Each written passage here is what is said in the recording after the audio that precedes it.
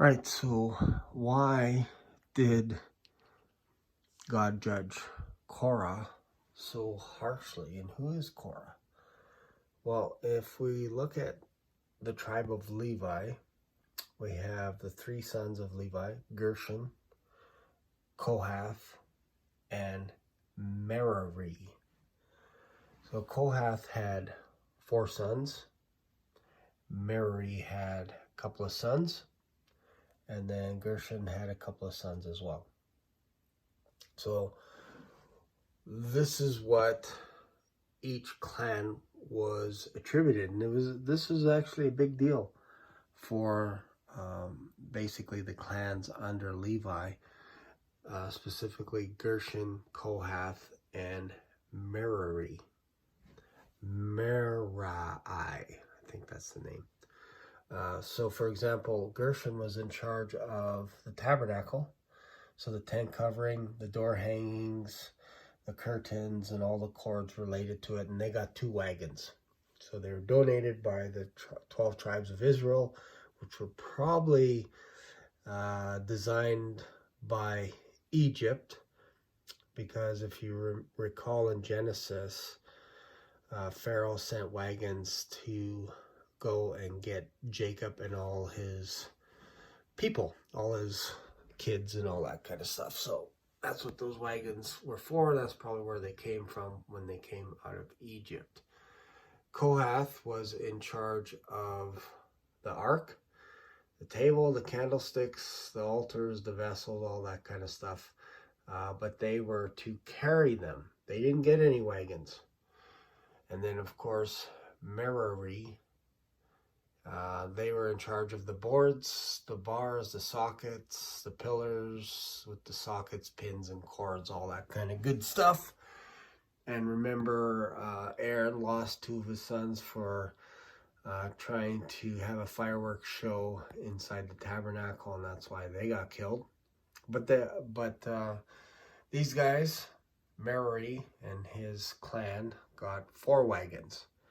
So again, Korah was in charge of the ark, the table, the candlesticks, all that kind of stuff. So, but he didn't get any wagons, so they had to bear the ark on their shoulders. They had to carry all this stuff. They couldn't touch any of this stuff until it was covered by Aaron and his sons. They were in charge of covering everything up, putting them in sleeves and all kinds of stuff. And then once that was done, then Korah and his family can go and pick it up. But the interesting thing is, if you look up here, Kohath had a son named Amram, which is Moses' father, Aaron's father, and Miriam's father, and Ishar is Korah's father. So basically, Korah and Moses were first cousins.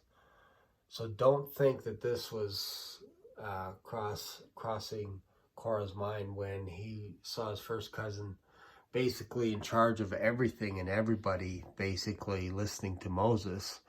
And this was one of the things. Korah didn't respect this and wanted everything. He wanted the whole priesthood, everything that went with it. He wanted to take over for Aaron.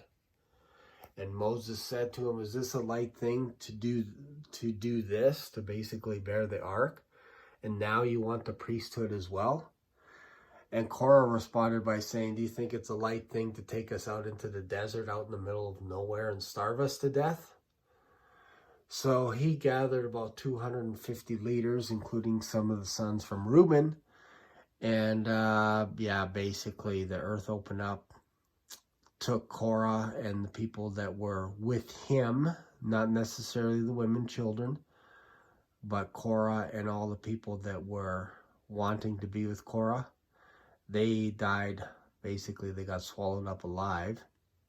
And then the 250 leaders that were with Korah got basically burnt up by the incense that they were carrying. They fried like bacon.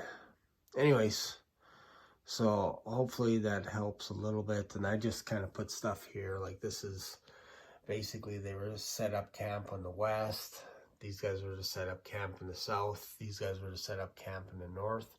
And Moses, of course, with Aaron and his 2 sons, were on the east side of the tabernacle, and their duties were basically they would serve from age 30 to 50, and then they're done. 20 years of service, and they got the full retirement package. Anyways, that's it for today. Thanks for watching.